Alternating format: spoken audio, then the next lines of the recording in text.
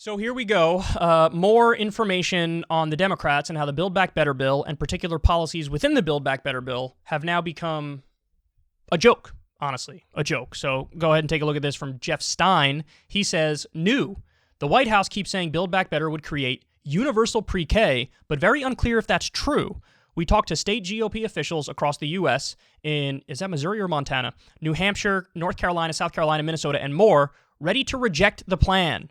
Pre-K goes through the states. Okay, so I'm going to explain more about that in a second, but first look at this thing from the People's Policy Project. This is the incredible shrinking pre-K plan. So, look at this. This is the way the program works now. This is the federal contribution to state pre-K expenses. In 2022, the federal government will give $4 billion to the states respectively. 2023, $6 billion. 2024, $8 billion. 2025, 95.44% of state costs. 2026, 79.534% of state costs. 2027, 63.627% of state costs. 2028, they give $0 for it. Okay, so let me explain what that means. The original draft of this plan was just universal pre-K. Just we fund 100% of it through the federal government, goes through the states, and you're good. So, you guys set up the infrastructure for it, but it's fully funded by the federal government. That would be universal pre-K.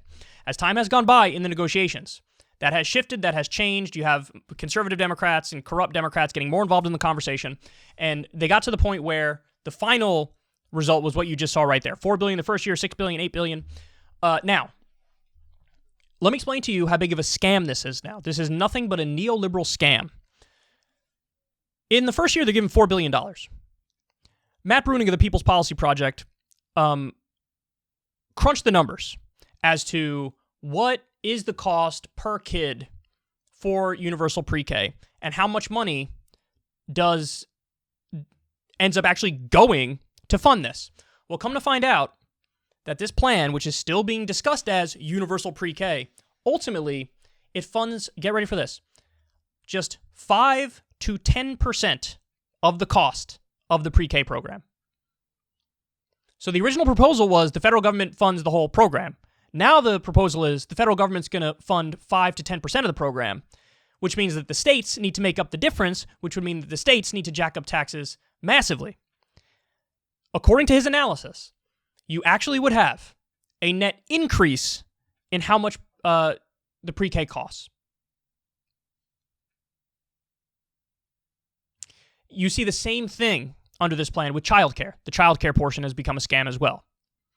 So it's been so watered down and so destroyed, and it's become such a neoliberal scam that universal pre-K is really funding 5 to 10% of pre-K and putting the onus on the states. Now, it gets deeper than that.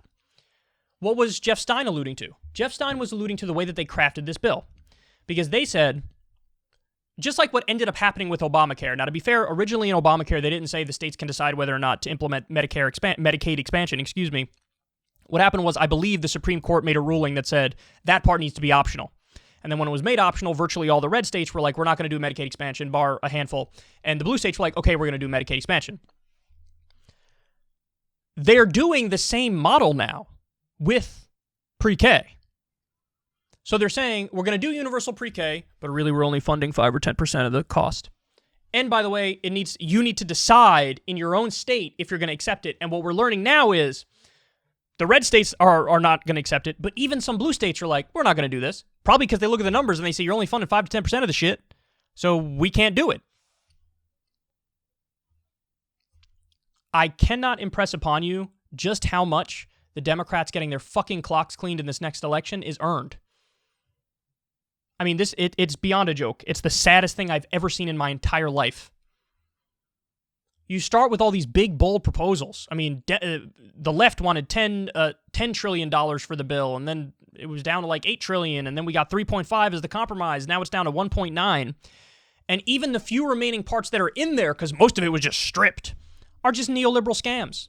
We're going to lower drug prices, but only for like 10 drugs or maybe 50 at most, and we're going to lower it over the next 5 years. What? We're going to do universal pre-K, and by that I mean fund 5 or 10% of it and have the states pick up the slack. And by the way, the states can opt out, and most of them will probably opt out, or way too many of them will probably opt out. This isn't going to make anybody vote for you. Because it's a scam. This is hack BS is what it is. I mean, look, they earned it. Biden earned his 38% approval rating with stuff like this. You're not going to get over on people with this. For the love of God, enough with Bill Clinton politics and Barack Obama politics. Enough. Do FDR politics. Not the Japanese internment camp stuff. That was fucked up. Do the New Deal stuff. Actually do big, bold, universal programs. Now, I say this stuff, and look, everybody rolls their eyes, including me. Why? Because I know what's preventing them from doing it. It's not just ideological concerns, and to some, it is. That's a part of it. But the biggest part is the corruption is the thing that prevents them from doing anything good. The reason why the lower prescription drug prices thing became a joke is because of the influence of big pharma money. The reason why we can't get good regulation of the financial sector is because of Wall Street. The reason why we can't get decent policy across the board when it comes to war is because of Raytheon and Lockheed Martin and the influence of the military-industrial complex. Everybody knows this. If you're not going to go big and go bold, if you're not going to take on the powers that be, you're always going to have these perpetual elections where we just swing back and forth. We got these people. Okay, now we don't want this person. We got this person. Now we don't want this person. We got this party. Now we don't want this party. We got this party. Now we don't want this party. Because people are just desperately looking for an answer and swinging back and forth. And they're not going to find it. Because both parties are totally corrupted. They're owned by corporations and billionaires. And they're not interested in helping the people. And even if they do want to help the people, it literally becomes laughable. You're going to call this universal pre-K? You should literally call it 5 to 10% UK, and half of you aren't even going to fucking do it. That should be the name of it. I know it's long, but it's accurate.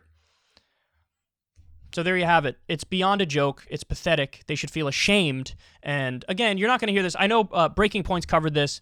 Matt Bruning did a great job covering this. Credit to Jeff Stein, who always does a wonderful job. He's like the only person at the Washington Post who's phenomenal. But nobody else is even going to talk about this. And you're not even going to get a full picture of just how pathetic, corrupt, ineffectual, and sad the Democratic Party is.